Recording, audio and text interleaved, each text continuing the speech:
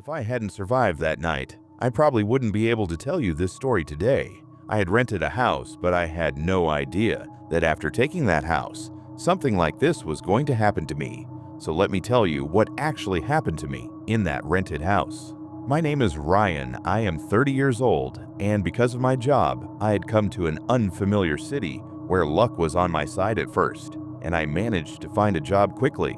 But that happiness didn't last long because soon a big problem stood right in front of me. My wife and my little daughter were with me, and we needed a place to live, and I wanted a house where I could live a peaceful life with my family. But the city was completely new to me, and I didn't know anyone there. I spent the entire day wandering around searching for a house or an apartment, but unfortunately, I couldn't find a single place anywhere, and tired and defeated, I started wondering what I should do next. That's when I noticed an old man standing in front of me, staring straight at me, and I thought it wouldn't hurt to ask him once, so I walked up to him and said that I had been looking for an apartment for a long time but couldn't find anything, and asked if there was any old house or rental place available nearby. The old man stared at me silently for a few moments and then spoke in a low voice, saying that I could get a house, very cheap, within a low budget, and that the house was quite big.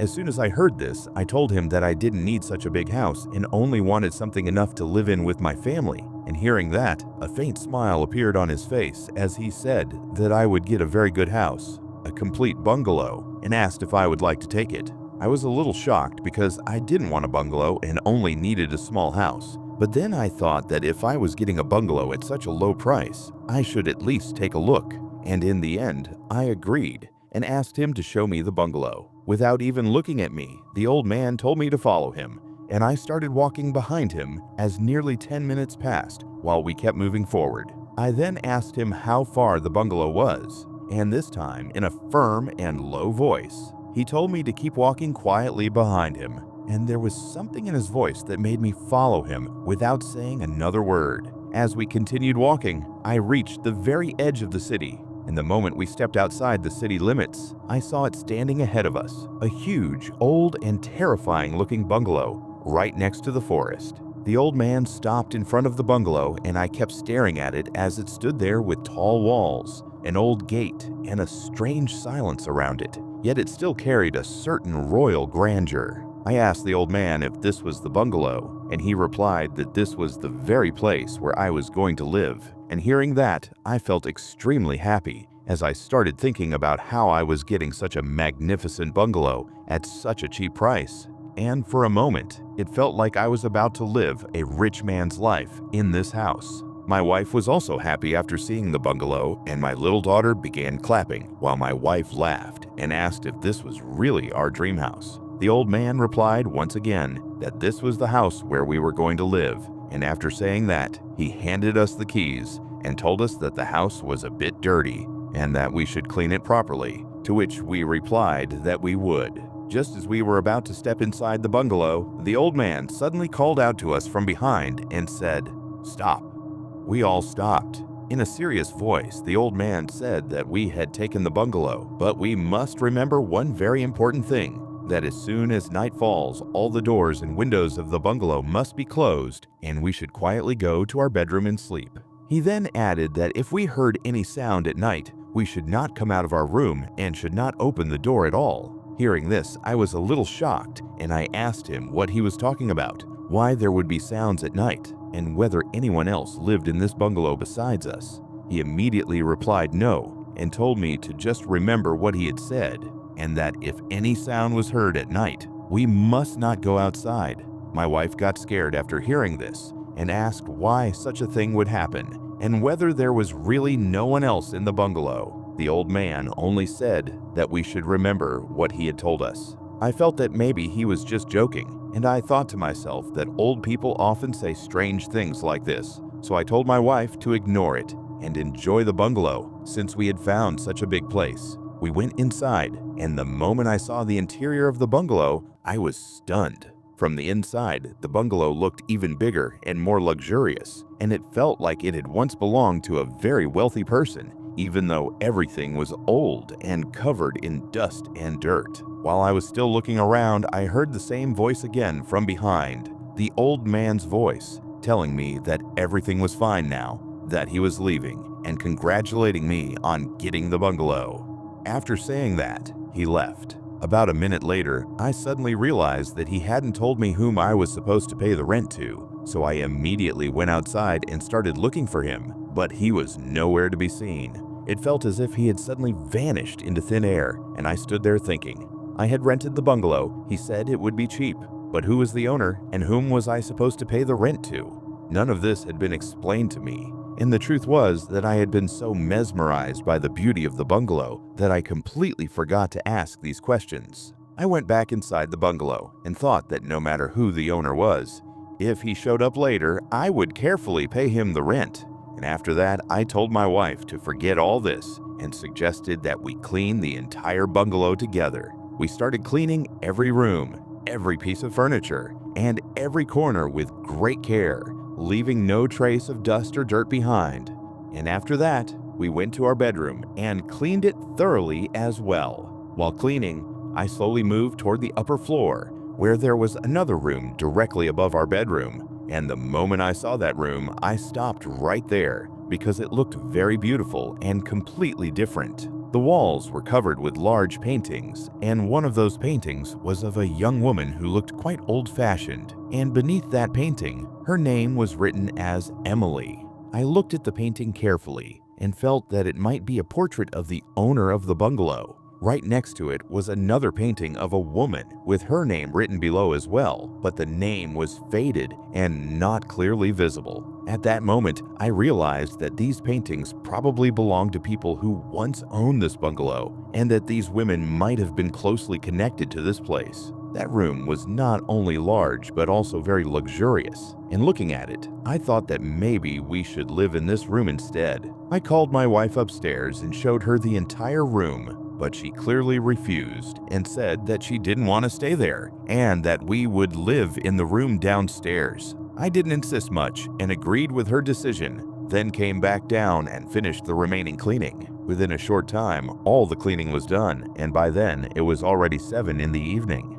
After that, we had dinner, and once we were done eating, we went to our bedroom. At that time, it was around 7:30 at night. That day was my first day related to the job, so I had a day off, and from the next day onward, I had to start going to work, which is why I thought it would be better to sleep early so I could wake up relaxed in the morning. But the problem was that there was absolutely no electricity in the bungalow, and our room was completely drowned in darkness. My wife took out a candle from her bag and lit it, then said that everything was fine now, and that we should go to sleep.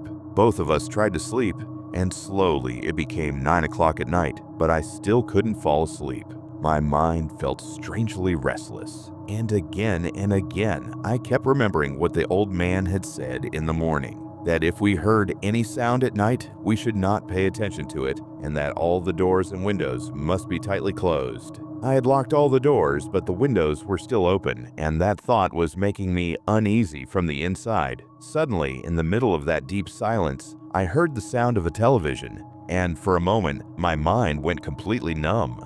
It felt as if someone was sitting very comfortably and watching TV. I immediately sat up on the bed, completely shocked, wondering who could possibly be watching television so late at night, because this bungalow had been closed for years. The electricity connection was cut off, and we had clearly been told that no one lived here at all. Then how could the TV be on by itself? Caught between fear and confusion, I turned on the flashlight on my phone with trembling hands and slowly walked toward the door of my room. The moment I peeped through the doorway and looked downstairs, my breath got stuck in my chest. There was a figure sitting on the sofa in the hall, watching television with its back toward me. The entire bungalow was covered in darkness, and only the blue light of the TV was falling on that figure, making its shape look even more strange and terrifying. I couldn't clearly understand whether it was a human being or something else, but a deep sense of panic rose inside me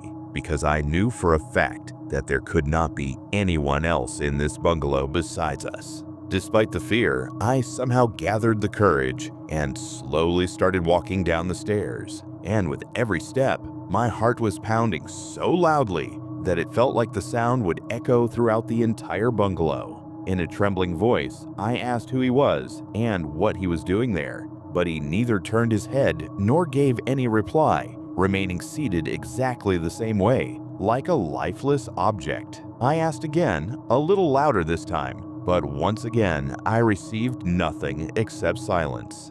By now, my fear had crossed all limits, yet for reasons I still don't understand, I moved even closer to him, and when I was standing right behind him, I slowly placed my hand on his shoulder. The moment my hand touched his shoulder, that figure turned its head toward me at an extremely slow and horrifying pace, and the face I saw shook my soul to the core. His face was completely rotten, his eyes were sunken deep inside, his skin was peeling off in several places, and his shirt was soaked in blood. Such a horrible stench was coming from his body that my head started spinning. He stared at me without blinking, and in a very low but terrifying voice, he said that I should not have come here. The moment I heard those words, a scream escaped from my mouth, and I turned around with all my strength, ran toward the stairs, somehow stumbled my way back into my room, slammed the door shut, locked it from the inside, and stood there with my back against the wall, my breathing completely out of control, and my entire body trembling violently. At that moment, I remembered the words of that old man with the stern face. He had told me clearly that if I heard any sound or anything at all during the night, I should not pay attention to it and should quietly stay inside my room and sleep. But I hadn't listened to him, and perhaps by not listening to his warning, I had made a very big mistake. I locked the room from the inside and went back to my bed, but I couldn't sleep at all. My entire body was trembling because the scene I had seen with my own eyes was something I knew I would probably never be able to forget. I was shaking violently with fear, and even though it was already 10 o'clock at night, sleep was nowhere near me because what I had witnessed was so horrifying that it was difficult to even describe it in words. Still, somehow, exhaustion took over, and I eventually fell asleep. When morning came, my wife woke me up, and I silently got out of bed, freshened up, had some tea, picked up my office bag, and left for work. But my mind wasn't at the office at all. Again and again, that night kept replaying in front of my eyes. The same rotten face, the same hollow eyes, the same figure sitting silently like something that only looked human. After reaching the office, I started working. But even though my hands were moving, my mind was somewhere else. The files were right in front of me, but my eyes couldn't focus on them. And every now and then, my heart would sink, as if someone was standing right behind me. Somehow, the day came to an end, and by evening, I returned to the bungalow. As soon as I got home, I told my wife to make sure that all the doors and windows were tightly closed that night. She looked surprised and asked why, saying it was so hot, there was no electricity and no air would come in, but I insisted firmly that everything must remain closed. I didn't tell her about what had happened the previous night because I was afraid she wouldn't believe me. At 7 o'clock, we had dinner and came back to our room, but the fear inside me refused to fade away. While constantly checking the clock, 9 o'clock passed, then 10, and my wife and my daughter fell into a deep sleep. But sleep was miles away from my eyes. Finally, I picked up my phone and started finishing some office work, and I didn't even realize how time passed. When I put the phone down, it was already 12 at night. Just as I closed my eyes at that exact moment, I heard the sound of someone crying from the room directly above ours. It sounded like quiet sobbing, like a girl crying after completely breaking down. My eyes flew open instantly, my entire body went cold, and my heart started pounding so fast that it felt like it would burst out of my chest. First, the sound of the television, then the sound of footsteps, and now this crying. My patience finally snapped. Driven by anger and fear, I turned on my phone's flashlight and started walking toward the upstairs room, the same room where the large paintings were hanging on the walls. With every step I took, the sound of crying became clearer, as if someone was begging for help. With trembling hands, I opened the door, and what I saw shook my soul to its very core. A girl was sitting on the bed, holding the same old painting with the name Emily written on it, clutching it tightly to her chest while crying uncontrollably.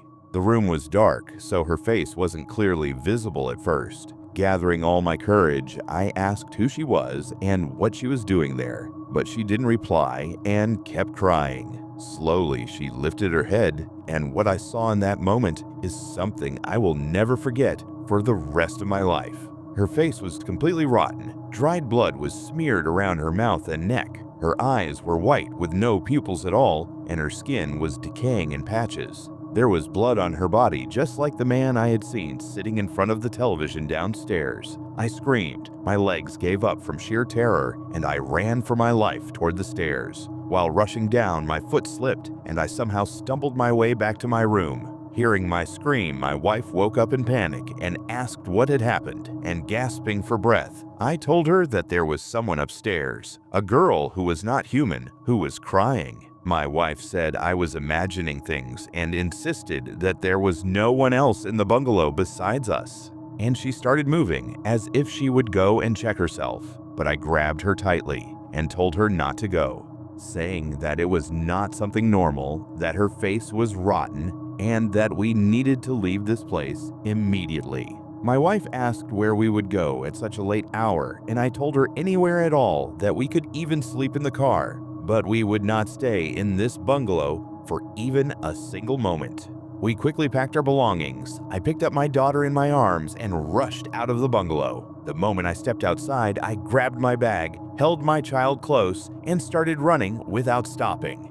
I didn't look back at the bungalow even once. All that mattered to me was getting as far away from that place as possible. I had already gone quite a distance when suddenly a car stopped in front of me. The driver rolled down his window and asked where I was going so late at night and whether I needed help or a ride. At that moment, my condition was so bad that I could barely stand, and in a trembling voice, I told him to take us very far away from there, as far as possible, because I didn't want to stay in that place, even for a second. I hurriedly put our luggage into the car, told my wife to get in quickly, and then got in myself, and as soon as I sat down, I told the driver to take us anywhere, just away from there. The driver started the car, but after driving a little distance, he slowed down and asked why we looked so terrified and whether something had happened. Annoyed and exhausted, I told him that I didn't have time to explain anything right now and that he should just keep driving. But he reduced the speed even more and said that fear like this doesn't happen without a reason and asked me to calmly tell him what had happened.